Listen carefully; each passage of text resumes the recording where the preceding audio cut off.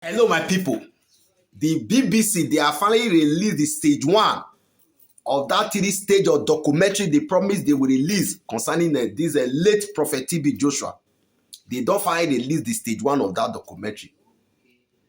Now watch the video when these women they were saying all their experience and so many things they were saying there. As for me, not concern me. Not concern me. I'm not there. So who am I to speak? I'm not there. I will post the video so that you guys will watch it. Then you will now be the judge to know if actually what these people they are saying or what they are alleging this man, if it's actually taken, if their thing actually took place. So make una watch the video and they come. Asked me to find virgins for him, to bring young girls into disciple fold. In the midnight, this person will be called into his bedroom so that he could disvirgin them. When those girls come out, he usually take all the bed sheets and everything, he pack them and take them to the prayer mountain. I stayed there almost 14 years. They will be in thousands. Somebody used to paint a picture that he loves children, but behind the closed doors, it's a nightmare. It's a nightmare. I had 3 abortions at synagogue. And from speaking to other women, I'm not the only one. If any of us got pregnant, he said, you cannot betray the man of God. We have to do something about it. Women that he forces them into abortion. I never had a choice whether I could keep a potential child or not. I felt like I didn't own my body. You know it. You skip your first period, you skip your second period, and you have to talk. It would all done in secrecy, be taken by one of these elder moms to this clinic of his.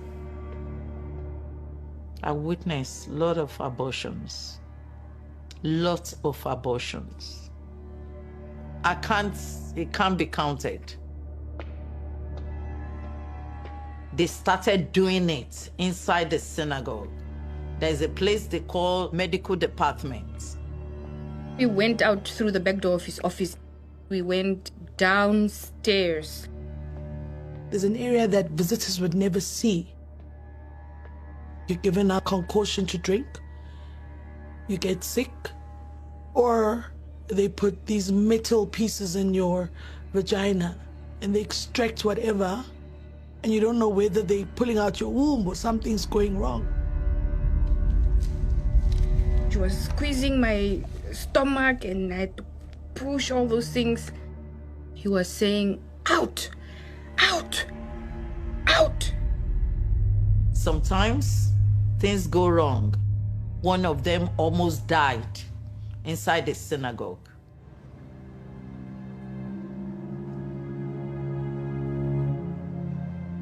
These were backdoor medical treatments that we were going through.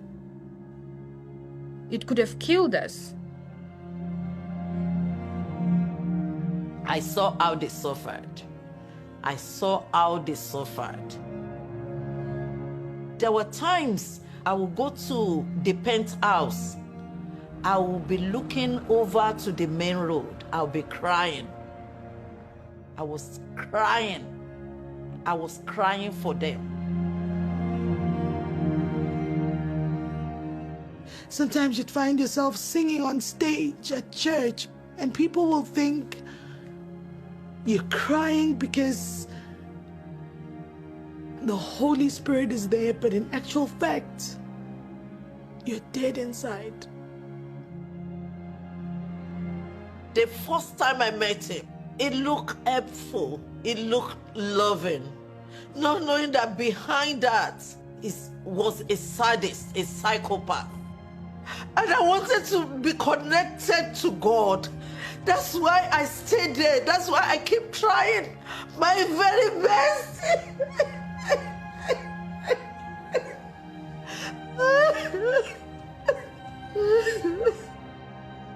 The God I was introduced to is evil.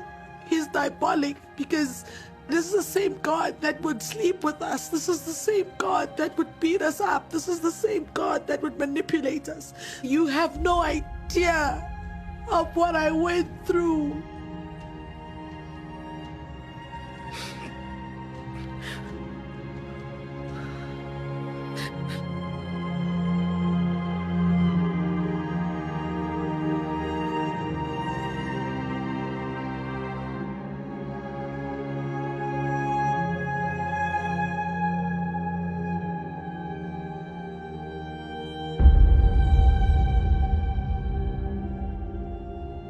Every time I was beaten up, every time I was humiliated, it just reminded me that there was something wrong with that system. I saw female disciples going up to his room. They were away, they were going away for hours. I was hearing things, oh, this happened to me, oh, he tried sleeping with me. Too many people were saying the same thing.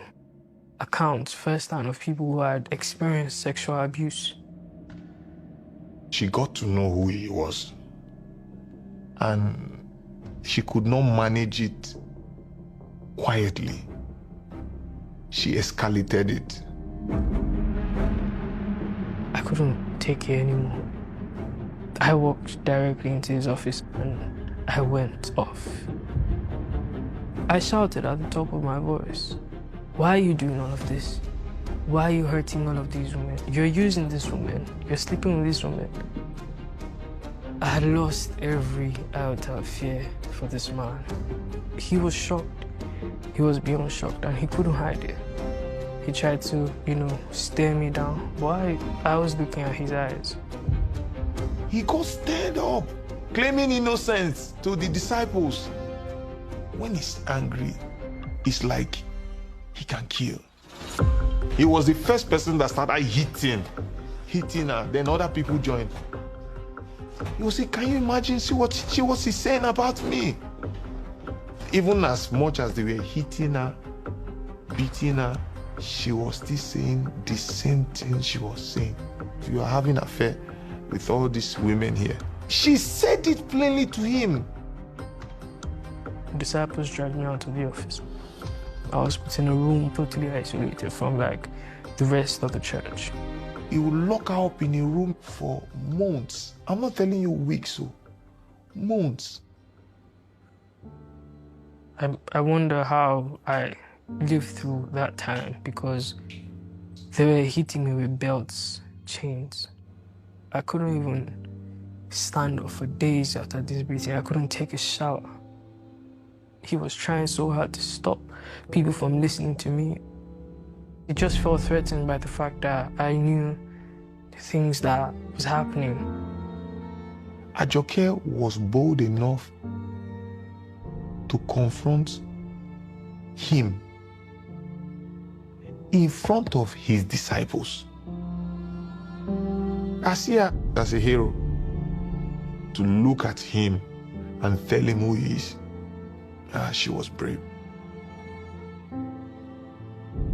This child could see what we couldn't see and wouldn't yield to the lies and was punished for it.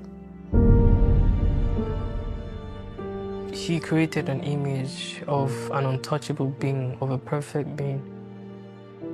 But I was looking through those things. I was seeing a man that was very vulnerable, that was very afraid of the truth.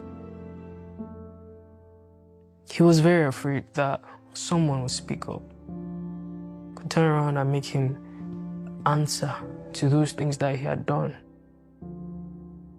Everything was a keg of gunpowder, and it could have gone off in one moment.